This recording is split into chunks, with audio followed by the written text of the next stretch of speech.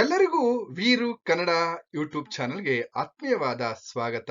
ನಾನು ನಿಮ್ಮ ವೀರು ಕನ್ನಡ ಸರ್.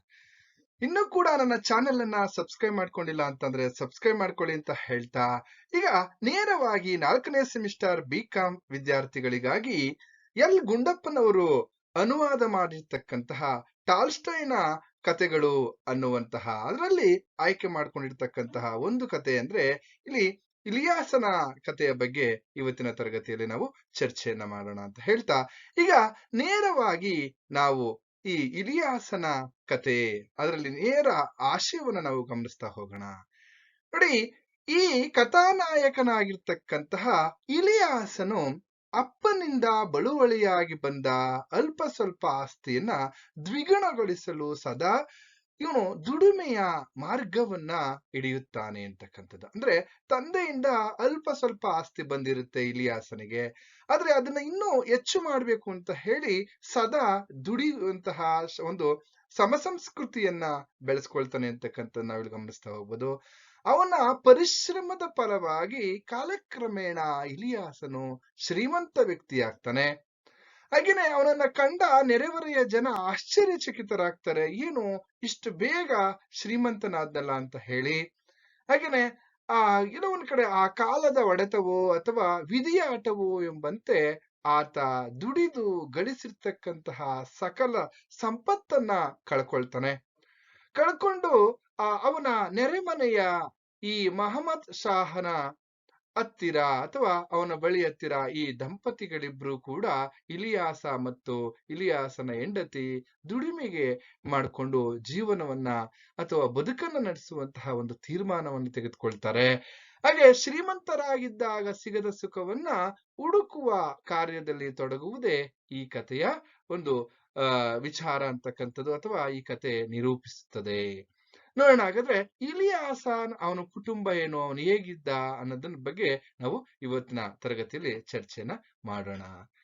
ನೋಡಿ, ಯೂಪ ರಾಜ್ಯ ಅನ್ನುವಂತಹ ಒಂದು ರಾಜ್ಯ, ಆ ಯೂಪ ರಾಜ್ಯದಲ್ಲಿ ಇಲಿಯಾಸ ಎಂಬ ಒಬ್ಬ ಅಜ್ಜನಿದ್ದ, ಒಬ್ಬ ಅಜ್ಜ ಆದ್ರೆ ಅಥವಾ ಒಬ್ಬ ಮುದುಕನಿದ್ದ ಅಂತನೂ ಕೂಡ ನಾವು ಕರಿತಾ ಹೋಗ್ಬೋದು. ಸುಮಾರು 60 ವರ್ಷದ ಹಿಂದೆ ಅವನಿಗೆ ಅವರ ತಂದೆ ಮದುವೆಯನ್ನ ಮಾಡಿ, ಹಾಗೆ ಅವರ ತಂದೆ ಸತ್ತ ನಂತರ ಇಲಿಯಾಸನಿಗೆ ಅಲ್ಪ ಸ್ವಲ್ಪ ಆಸ್ತಿಯನ್ನ ಅವರ ತಂದೆಯಿಂದ ಇಲಿಯಾಸನಿಗೆ ಬಂದಿತ್ತು. ಏನೇನು ಅವರ ತಂದೆ ಇಲಿಯಾಸನಿಗೆ ತಂದೆ ಸತ್ತ ನಂತರ ಬಂದಂತಹ ಒಂದು ಆಸ್ತಿಯ ಪಾಲು ಏನಪ್ಪಾ ಅಂತಂದ್ರೆ, ಸುಮಾರು 7 ಹೆಣ್ಣು ಕುದುರೆಗಳನ್ನ ಕೊಟ್ಟಿರ್ತಾರೆ, ಹಾಗೇನೆ 2 ಹಸುಗಳನ್ನ ಕೊಟ್ಟಿರ್ತಾರೆ, ಹಾಗೇನೆ ಒಂದು 20 ಕುರಿಗಳನ್ನ ತನ್ನ ತಂದೆಯಿಂದ ಬಳುವಳಿಯಾಗಿ ಪಡ್ಕೊಂಡಿರ್ತಾನೆ ಇಲಿಯಾಸ. ಹಾಗೆ ಸುಮಾರು 35 ವರ್ಷ ಸತತವಾಗಿ ಕಷ್ಟಪಟ್ಟು ಸತತವಾಗಿ ಶ್ರಮ ವಹಿಸಿದಂತಹ ಇಲಿಯಾಸನಿಗೆ ಸುಮಾರು 35 ವರ್ಷ ದುಡಿತಾರೆ. ಗಂಡ ಹೆಂಡತಿ ಬೆಳಗ್ಗೆಯಿಂದ ಸಂಜೆವರೆಗೂ ಕಷ್ಟಪಟ್ಟು ದುಡಿತಾರೆ. ಆಗ ಆ 35 ವರ್ಷಗಳ ನಂತರ ಇವನು ಅಪಾರವಾಗಿ ನಿರಾತಂಕವಾಗಿ ದುಡಿದು ಅಪಾರ ಐಶ್ವರ್ಯಕ್ಕೆ ಅಧಿಕಾರಿಯಾಗ್ತಾನೆ ಇಲಿಯಾಸ್. ನೋಡು, ಸುಮಾರು 35 ವರ್ಷಕ್ಕೆ ಅವನು 200 ಕುದುರೆಗಳನ್ನ ಮಾಡ್ಕೊಳ್ತಾನೆ, 150 ಹಸುಗಳನ್ನ, ಹಾಗೇನೆ 2000 ಕುರಿಗಳು ಅವನ ಬಳಿ ಇದ್ದು ಅಂತಕ್ಕಂಥದ್ದು. ಹಾಗೇನೆ ಅನೇಕ ಕೂಲಿ ಮಾಡ್ತಕ್ಕಂತಹ ಆಳುಗಳಿಗೆ ಅವನು ಜೀವನವನ್ನ ಕಟ್ಕೊಟ್ಟಿದ್ದ ಅಂತಕ್ಕಂಥದ್ದು. ಹಾಗೇನೆ ಕೋಮಿಸ್ ಎಂಬ ಒಂದು ಹುಳಿ ಹಾಲನ್ನ, ಬೆಣ್ಣೆಯನ್ನ, ಗಿಣ್ಣನ್ನ ಈ ಎಲ್ಲವನ್ನು ಕೂಡ ಮಾಡ್ತಾ ಇದ್ದ ಯಾರು, ಇಲಿಯಾಸ್. ಅದಕ್ಕೆಲ್ಲ ಎಷ್ಟೊಂದು ಜನ ಕೆಲಸಗಾರರು ಅವನ ಹತ್ತಿರ ಕೆಲಸವನ್ನ ಮಾಡ್ತಾ ಇದ್ರು. ಒಂದ್ ರೀತಿಯಲ್ಲಿ ಅವನ ಕುಟುಂಬ ಸಮೃದ್ಧವಾಗಿತ್ತು ಅಂತಕ್ಕಂಥದ್ದನ್ನ ನಾವು ಗಮನಿಸ್ತಾ ಹೋಗ್ಬೋದು. ಅಲ್ಲಿ ಅಕ್ಕಪಕ್ಕ ಎಲ್ಲಾ ಜನರು ಕೂಡ ಅವನನ್ನ ಇವನು ತುಂಬಾ ಅದೃಷ್ಟಶಾಲಿ ಅಂತ ಎಲ್ರು ಮಾತಾಡ್ಕೊಳ್ತಾ ಇದ್ರು. ಹಾಗೇನೆ ಇಲಿಯಾಸನು ಕೂಡ ಒಬ್ಬ, ಯಾಕೆಂದ್ರೆ ಅಷ್ಟು ಶ್ರೀಮಂತನಾಗಿದ್ರು ಕೂಡ ತೂಕದ ವ್ಯಕ್ತಿ ಅಂತಕ್ಕಂಥದ್ದು. ಯಾಕೆಂದ್ರೆ ತುಂಬಿದ ಕೊಡ ತುಳುಕುವುದಿಲ್ಲ ಅನ್ನೋ ರೀತಿಯಲ್ಲಿ ಅವನು ಶ್ರೀಮಂತನಾದ್ರೂ ಒಂದ್ ಸ್ವಲ್ಪನೂ ಕೂಡ ಅಹಂಕಾರ ಅಂತಕ್ಕಂಥದ್ದು ಅವನಲ್ಲಿ ಸುಳಿದಿರ್ಲಿಲ್ಲ ಅಂತಕ್ಕಂಥದ್ದು ನಾವು ಗಮನಿಸ್ತಾ ಹೋಗ್ಬೋದು. ಯಾಕಂದ್ರೆ ಯಾವ್ದು ಬಹುದೂರದಿಂದ ದೂರ ದೇಶಗಳಿಂದ ಮನೆಗೆ ಅತಿಥಿಗಳು ಬರ್ತಾ ಇದ್ರು, ಅವರಿಗೆ ಕೋಮಿಸ್ ಕೊಡ್ತಕ್ಕಂಥದ್ದು, ಟೀ ಸರ್ಬತ್ ಮಾಡ್ಕೊಳ್ತಕ್ಕಂಥದ್ದು, ಹಾಗೇನೆ ಕುರಿ ಮಾಂಸವನ್ನ ಕೊಡ್ತಕ್ಕಂಥದ್ದು. ಇನ್ನೂ ಹೆಚ್ಚು ಜನ ಬಂದ್ರೆ 2-3 ಕುರಿಗಳನ್ನ, ಹಾಗೇನೆ ಹೆಚ್ಚು ಹೆಚ್ಚು ಜನ ಬಂದಾಗ ಅಲ್ಲಿ ಒಂದೊಂದು ಕುದುರೆಗಳನ್ನು ಕೂಡ ಕಡಿದು ಅವರಿಗೆ ಮಾಂಸಾಹಾರವನ್ನ ಬಡಿಸ್ತಾ ಇದ್ರು, ಇಲ್ಲಿ ಗಂಡ ಹೆಂಡತಿ ಇಬ್ಬರು ಕೂಡ ಅಂತಕ್ಕಂಥದ್ದನ್ನ ಗಮನಿಸ್ತಾ ಹೋಗ್ಬೋದು.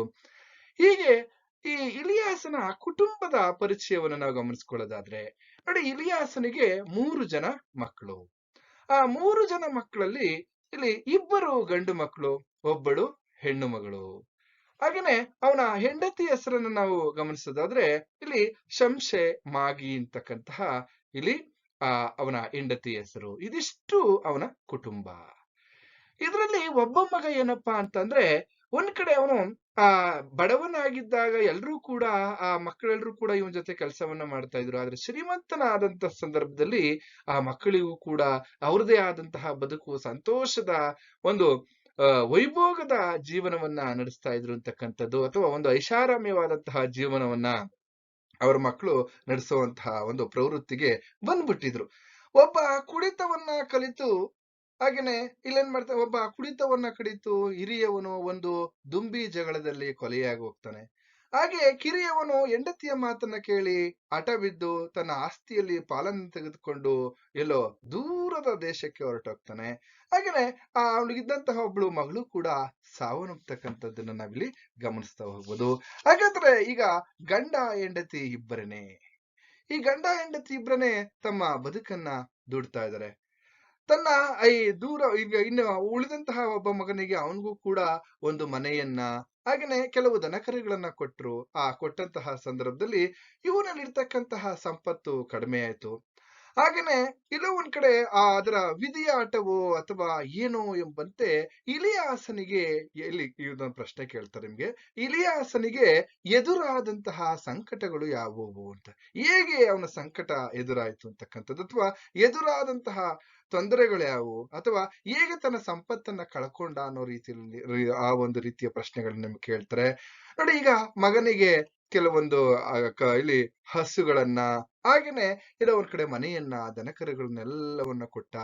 ಈಗ ಇದ್ದಕ್ಕಿದ್ದ ಹಾಗೆ ಈ ಕುರಿಗಳಿಗೆ ಅನೇಕ ಎಲ್ಲೋ ಒಂದ್ ಕಡೆ ರೋಗ ಬಡಿದು ಕುರಿಗಳು ಸಾವನ್ನಪ್ತವೆ. ಆಮೇಲೆ 1 ವರ್ಷ ಬರಗಾಲ ಬರುತ್ತೆ, ಅದರಿಂದ ಕೆಲವೊಂದು ಇಲ್ಲಿ ಹಸುಗಳು ಸಾವನ್ನಪ್ತಕ್ಕಂಥದ್ದು. ಆಮೇಲೆ ಈ ಬರಗಾಲದಲ್ಲಿ ಮೇವು, ಅವಕ್ಕೆ ಈ ದನಕರುಗಳಿಗೆ ಮೇವು ಇಲ್ಲದೆ ಅವು ಸಾವನ್ನಪ್ತಕ್ಕಂಥದ್ದು ಬೇಸಿಗೆ ಕಾಲದಲ್ಲಿ.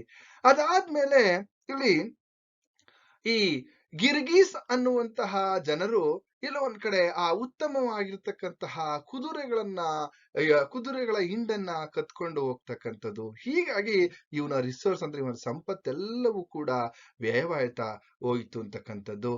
ಹೀಗೆ ಈಗ ನಮ್ಮ ಇಲಿಯಾಸನಿಗೆ 70 ವರ್ಷ, ಮುದುಕನಾಗಿದ್ದಾನೆ. ಈಗ ಶಕ್ತಿ ಕುಂದುತ್ತಾ ಬಂದಿದೆ. ಈಗೇನ್ ಮಾಡೋದು? ಅವನಲ್ಲಿ ಇದ್ದಬದ್ದಂತಹ ಮನೆಯ ಒಳಗಡೆ ಇರ್ತಕ್ಕಂತಹ ಕೆಲವೊಂದು ಇಲ್ಲಿ ಅಂಗಿಗಳಾಗಿರ್ಬೋದು, ಹಾಗೆ ರತ್ನಗಂಬಳಿಗಳಾಗಿರ್ಬೋದು, ಹಾಗೆ ಕುದುರೆಯ ತಡಿಗಳಾಗಿರ್ಬೋದು, ಗಾಡಿಗಳು, ಇವೆಲ್ಲವನ್ನ ಅವನ ಜೀವನಕ್ಕೋಸ್ಕರ ಮಾರ್ಕೊಳ್ತಾ ಕೊನೆಗೆ ಅವನ ಹತ್ರ ಉಳಿದಿರ್ತಕ್ಕಂತಹ ಒಂದೇ ಒಂದು ಹಸುವನ್ನು ಕೂಡ ಮಾರಿ ಈ ಬಡತನಕ್ಕೆ ಶರಣಾಗ್ತಾನೆ ಇಲಿಯಾಸ.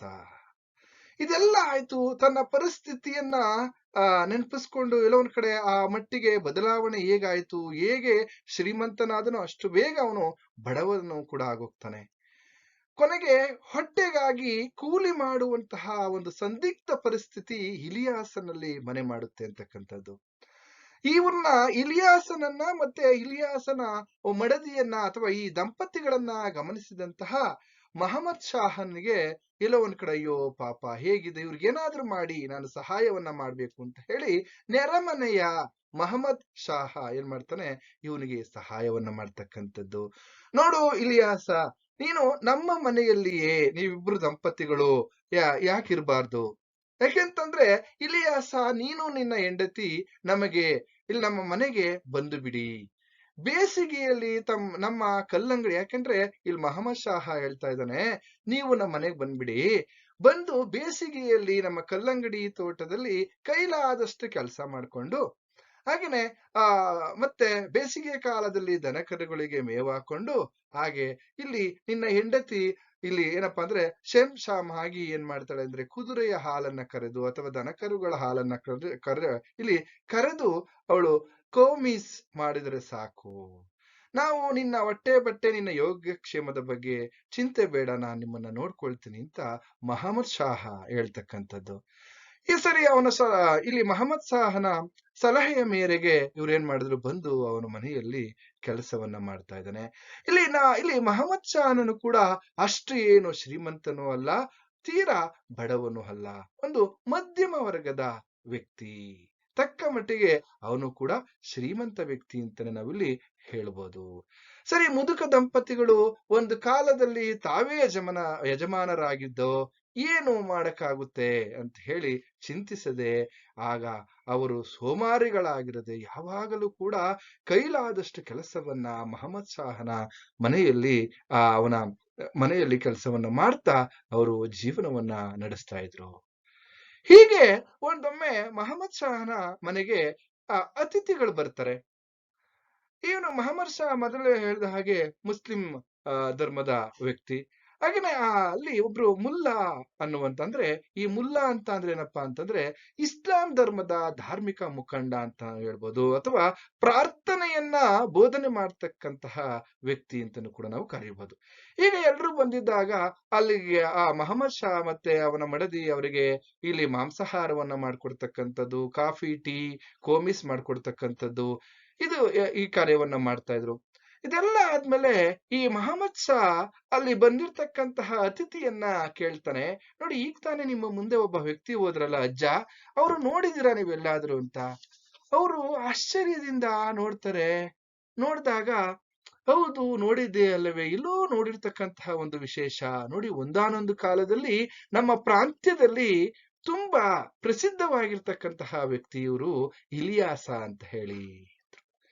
ಸರಿ, ಅವರ ಕಥೆಯನ್ನ ಕೇಳಿ ಅತಿಥಿಗಳಿಗೆ ಒಂದ್ ಕಡೆ ವಿಸ್ಮಯರಾಗ್ಬಿಟ್ರು, ಆಶ್ಚರ್ಯಚಕಿತರಾಗೋದ್ರು. ಹೌದಾ, ಯಾಕೆ ಒಂದೊಂದು ಕಾಲದಲ್ಲಿ ಇಡೀ ಪ್ರಾಂತ್ಯವನ್ನ ಆಳ್ವಿಕೆ ಮಾಡದಿರ್ತಕ್ಕಂತಹ ವ್ಯಕ್ತಿ ಇವತ್ತು ಇಡೀ ಪ್ರಾಂತ್ಯದ ಜನರಿಗೆ ಇಲ್ಲಿ ಜೀವನವನ್ನ ಕೊಟ್ಟಿರ್ತಕ್ಕಂತಹ ವ್ಯಕ್ತಿ ಇವತ್ತು ಅವರು ಜೀವನವನ್ನ ಮಾಡೋದಕ್ಕೆ ಕಷ್ಟಪಡ್ತಾ ಇರ್ತಕ್ಕಂಥ ವಿಚಾರವನ್ನ ಅತಿಥಿಗಳಿಗೆ ಈ ಮಹಮ್ಮದ್ ಶಾಹ ಹೇಳಿದಂತ ಸಂದರ್ಭದಲ್ಲಿ ಅವ್ರಿಗೆ ಆಶ್ಚರ್ಯ ಕೂಡ ಆಗುತ್ತೆ.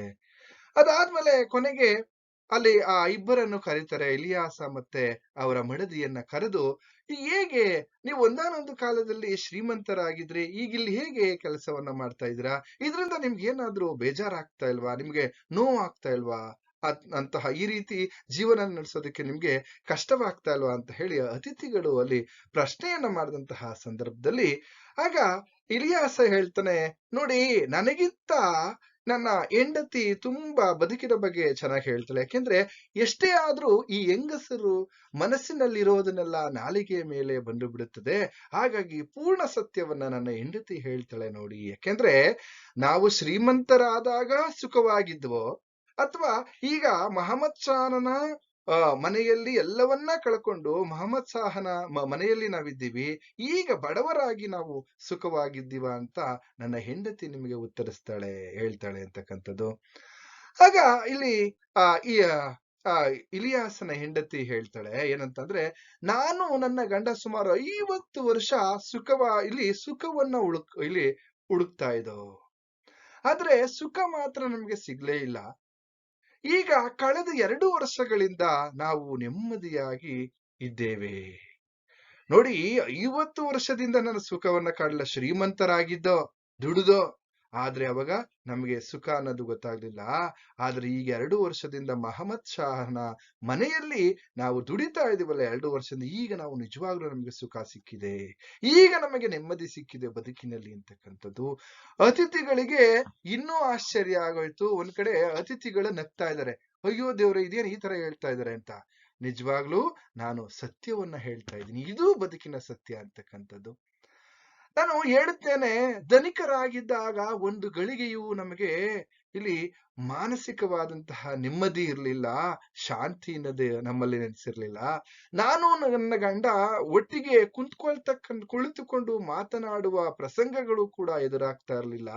ಹಾಗನೆ ದೇವರ ಪ್ರಾರ್ಥನೆ ಮಾಡುವುದಕ್ಕಾಗಲಿ, ನಮ್ಮ ಯೋಚನೆ ಮಾಡೋದಕ್ಕಾಗ್ಲಿ ಯಾವುದಕ್ಕೂ ಕೂಡ ನಮಗೆ ಸಮಯ ಇರ್ತಿರ್ಲಿಲ್ಲ. ಬಂದ ಅತಿಥಿಗಳನ್ನ ಸತ್ಕಾರ ಮಾಡ್ತಕ್ಕಂಥದ್ದು, ಆ ಅತಿಥಿಗಳಿಗೆ ಯಾವ ರೀತಿ ಅಣಿ ಮಾಡ್ಬೇಕು ಅಂತಕ್ಕಂಥದ್ದು, ಅಯ್ಯೋ ಬಂದಂತಹ ಅತಿಥಿಗಳು ಯಾವ ರೀತಿ ಉಪಚಾರ ಮಾಡದಲ್ಲಿ ಅವರೆಲ್ಲ ಒಂದ್ ಕಡೆ ಬೇಜಾರ್ ಮಾಡ್ಕೊಂಡ್ರೇನೋ ಅಂತಕ್ಕಂಥದ್ದು, ಈ ತರದ ಆಲೋಚನೆಯಲ್ಲಿ ಮುಳುಗೋಗಿದ್ದೋ. ಹಾಗೇನೆ ಇನ್ನೊಂದ್ ಕಡೆ ಇಲ್ಲಿ ಹಸುಗಳ ಬಗ್ಗೆ ಯೋಚನೆ ಮಾಡ್ತಾ ಇದ್ದೋ, ಕುದುರೆಗಳ ಬಗ್ಗೆ ಯೋಚನೆ ಮಾಡ್ತಾ ಇದ್ದೋ, ಕುರಿಗಳ ಬಗ್ಗೆ ಯೋಚನೆ ಮಾಡ್ತಾ ಇದ್ದೋ. ಹೀಗೆ ಇಡೀ ನಮ್ಮ ಮೆದುಳಿನಲ್ಲೇನೆ ಯೋಚನೆಗಳು ತುಂಬ್ಕೊಂಡ್ಬಿಟ್ಟಿದ್ದೋ. ಆದ್ರೆ ಮಲಗಿದರೆ ನಮ್ಗೆ ನಿದ್ದೆ ಬರ್ತಾ ಇರ್ಲಿಲ್ಲ. ಹಾಗೆ ಇನ್ನೊಂದ್ ಕಡೆ ಕೂಡಲೇ ಹಾಸಿಗೆಯಿಂದ ಎದ್ದು ಒಂದು ಸಲ ನಾವು ಇಡೀ ನಮ್ಮ ಈ ಕುದುರೆಗಳನ್ನ, ಕುರಿಗಳನ್ನ ಇವನ್ನೆಲ್ಲ ನೋಡ್ತಾ ನಾವು ಬರ್ತಿದ್ದೋ. ಇಡೀ ರಾತ್ರಿ ನಮ್ಗೆ ನಿದ್ದೆ ಬರ್ತಾ ಇರಲಿಲ್ಲ. ಆದ್ರೆ ಈಗ ನಾವು ನೆಮ್ಮದಿಯಾಗಿ ಇಲ್ಲಿ ಆರಾಮಾಗಿ ಈಗ ನಾವು ಇಬ್ಬರೂ ಕೂಡ ನೋಡಿ, ಬೆಳಗ್ಗೆ ಮುಂಚೆ ಹೇಳ್ತೀವಿ, ಎದ್ದು ಶಾಂತಿಯಿಂದಲೂ ಪ್ರೇಮದಿಂದಲೂ ಸ್ವಲ್ಪ ಹೊತ್ತು ಮಾತನಾಡ್ತೇವೆ. ಮೊದಲಿನ ಹಾಗೆ ಜಗಳವಾಡುವುದಕ್ಕಾಗಲಿ, ಆತಂಕ ಪಡುವುದಕ್ಕಾಗಲಿ ಕಾರಣ ಇಲ್ಲ. ಯಾಕೆ ಸರ್ ಅವ್ರು ಶ್ರೀಮಂತರಾಗಿದ್ದಾಗ ಆತಂಕ ಪಡ್ತಾ ಇದ್ರು ಅಂದ್ರೆ, ಎಲ್ಲಿ ನಮ್ಮ ಕುದುರೆಗಳನ್ನ ಯಾರೋ ಕಳ್ಳರು ಹೊಡ್ಕೊಂಡು ಹೋಗ್ಬಿಡ್ತಾರೆ, ಅಥವಾ ನಾವು ಇಲ್ಲಿ ಒಪ್ಪಂದ ಮಾಡಿರ್ತಕ್ಕಂತಹ ಕೆಲಸಗಾರರು ಅವ್ರನ್ನ ಸರಿಯಾಗಿ ನೋಡ್ಕೊಳ್ಳೋದಿಲ್ವೇನೋ ಕುದುರೆಗಳನ್ನ ಅಥವಾ ಪ್ರಾಣಿಗಳನ್ನ, ಕುರಿಗಳನ್ನ ಅಂತ, ಈ ತರದ ಆತಂಕ ಇತ್ತು. ಒಂದ್ ಕಡೆ ಭಯ ಇತ್ತು. ಈಗ ನಾವು ನಿರಾತಂಕವಾಗಿ ಜೀವನವನ್ನ ಸಾಗಿಸ್ತಾ ಇದೀವಿ. ಹಾಗೇನೆ ಯಜಮಾನನ ಸೇವೆಯೊಂದೇ ನಮ್ಮ ಯೋಚನೆ ಎನ್ನುವಂತಹ ಭಾವನೆಯಲ್ಲಿ ನಾವು ಬದುಕ್ತಾ ಇದ್ದೀವಿ. ಯಜಮಾನನಿಗೆ ನಮ್ಮಿಂದ ನಷ್ಟವಾಗುವುದಕ್ಕೆ ಬದಲಾಗಿ ಲಾಭ ಬರಲೆಂಬ ಉದ್ದೇಶದಿಂದ ನಾವು ನಮ್ಮ ಶಕ್ತಿ ಮೀರಿ ಕೆಲಸವನ್ನ ಮಾಡ್ತಾ ಇದ್ದೀವಿ. ಇದರಲ್ಲಿ ನಾವು ಸುಖವನ್ನ ಕಾಣ್ತಾ ಇದ್ದೀವಿ ಅಂತಕ್ಕಂಥದ್ದು. ನೋಡಿ, ಊಟ, ತಿಂಡಿ, ಕೋಮೀಸ್ ಯಾವುದಕ್ಕೂ ಕೊರತೆ ಇಲ್ಲದೆ ನಾವು ಆರಾಮಾಗಿ ಸುಖದಾಯಕವಾಗಿದ್ದೇವೆ. ನೋಡಿ, ಒಂದ್ ಕಡೆ ನಾವು ಈ ಜೊತೆಯಲ್ಲಿ ಕೂತು ಮಾತನಾಡುವುದಕ್ಕೂ, ಆತ್ಮದ ವಿಚಾರವನ್ನ ಯೋಚಿಸುವುದಕ್ಕೂ, ದೇವರ ಪ್ರಾರ್ಥನೆ ಮಾಡುವುದಕ್ಕೂ ಬೇಕಾದಷ್ಟು ಅವಕಾಶ ಸಿಕ್ಕಿದೆ. ನಾವು ಶ್ರೀಮಂತರಾಗಿದ್ದಾಗ ಇದು ಯಾವುದಕ್ಕೂ ಕೂಡ ಅವಕಾಶ ಸಿಕ್ಕಿರ್ಲಿಲ್ಲ. ಇದು 50 ವರ್ಷದವರೆಗಿನ ಸುಖವನ್ನ ಹುಡುಕಿ ಈಗ ಮಾತ್ರ ನಾವು ಸುಖವನ್ನ ಕಂಡುಕೊಂಡು ಅಂತ ಇಲ್ಲಿ ಶೇಂಶಾ ಮಾಗಿ ಇಲ್ಲಿ ಅಂದ್ರೆ ಇಲಿಯಾಸನ ಹೆಂಡತಿ ಹೇಳ್ತಕ್ಕಂಥದ್ದು. ಆಗ ಅತಿಥಿಗಳು ಒಂದ್ ರೀತಿಯಲ್ಲಿ ವ್ಯಂಗ್ಯವಾಗಿ ನಗ್ತಾರೆ. ಆಗ ಇಲಿಯಾಸನ ಹೇಳ್ತಾನೆ, ನಗಬೇಡಿ ಅಣ್ಣಗಳಿರ, ನಗಬೇಡಿ. ಇದು ಕೇವಲ ತಮಾಷೆಯಾದಂತಹ ಮಾತಲ್ಲ, ವಿನೋದದ ಮಾತಲ್ಲ, ಜೀವನದ ಸತ್ಯ. ಜೀವನದಲ್ಲಿ ಕಂಡುಕೊಂಡಂತಹ ಸತ್ಯ ನಾನು ನಿಮ್ಗೆ ಹೇಳ್ತಾ ಇರೋದು, ನನ್ನ ಹೆಂಡತಿ ಹೇಳ್ತಾ ಇರ್ತಕ್ಕಂಥದ್ದು. ನಾವು ಮೊದಲು ಅವಿವೇಕಿಗಳಾಗಿ ಸಂಪತ್ತು ಹೋಯಿತು ಎಂದು ಅತ್ತೆವು. ಆದ್ರೆ ಈಗ ದೇವರು ನಮಗೆ ಸತ್ಯವನ್ನ ತೋರಿಸಿದ್ದಾನೆ, ಸತ್ಯದ ದಾರಿಯನ್ನ ತೋರಿಸ್ಕೊಟ್ಟಿದ್ದಾನೆ ಭಗವಂತ. ಈಗ ಅದನ್ನೇ ಈಗ ನಿಮಗೆ ಹೇಳ್ತಿದ್ದೇವೆ. ನಮ್ಮ ಸಂತೋಷಕ್ಕೆಲ್ಲ ಅಣ್ಣಗಳಿರ, ಹೀಗೆ ಹೇಳಿರುವುದು ನಿಮಗೆ. ಹಾಗೇನೆ ಇದೀಗ ವಿವೇಕದ ಮಾತುಗಳನ್ನ ಇಲ್ಲಿ ಇಲಿಯಾಸನ್ನ ಹೇಳುವುದು ಸಂಪೂರ್ಣ ಸತ್ಯ. ನೋಡಿ, ಅಲ್ಲಿ ಬಂದಿರ್ತಕ್ಕಂತಹ ಮುಸ್ಲಿಂ ಧಾರ್ಮಿಕ ವ್ಯಕ್ತಿಯಲ್ಲಿ ಏನ್ ಬಂದಿದ್ದಾರೆ, ಪ್ರಾರ್ಥನೆಯನ್ನ ನಡೆಸ್ಕೊಡ್ತಕ್ಕಂತಹ ಮುಲ್ಲಾ ಏನ್ ಬಂದಿದ್ದಾರೆ, ಅವರು ಹೌದು, ಇದು ಕುರಾನ್ ಇಲ್ಲಿ ಗ್ರಂಥದಲ್ಲಿಯೂ ಕೂಡ ಹೀಗೆಯೇ ಹೇಳಿದ್ದಾರೆ ಅನ್ನುವಂಥದ್ದು. ಇಲ್ಲಿ ಬದುಕಿನ ಸತ್ಯ ಸಂಪೂರ್ಣವಾಗಿ ಅರ್ಥ ಮಾಡ್ಕೊಂಡಂತಹ ಅತಿಥಿಗಳು ಎಲ್ಲ ಒಂದ್ ಕಡೆ ನಗುವನ್ನ ನಿಲ್ಲಿಸಿ ಯೋಚನೆಯನ್ನ ಮಾಡುವಂತಹ ಹಂತಕ್ಕೆ ಹೋಗ್ತಾರೆ. ಹೌದಲ್ವಾ, ಇದು ಬದುಕಿನ ಸತ್ಯ ಅನ್ನುವಂತಹ ಯೋಚನೆಯನ್ನ ಮಾಡೋದಕ್ಕೆ ಹೋಗ್ತಾರೆ ಅತಿಥಿಗಳು. ಇದಿಷ್ಟು ಇಲಿಯಾಸನ ಕತೆ ಅನ್ನುವಂತಹ ಒಂದು ಕಥಾಭಾಗದ ಸಾರಾಂಶ ಅಂತ ಹೇಳ್ತಾ, ಎಲ್ರಿಗೂ ಕೂಡ ಶುಭವಾಗ್ಲಿ ಅಂತ ಹೇಳಿ ಇಲ್ಲಿಗೆ ಈ ತರಗತಿಯನ್ನ ಮುಗಿಸ್ತಾ ಇದ್ದೀನಿ.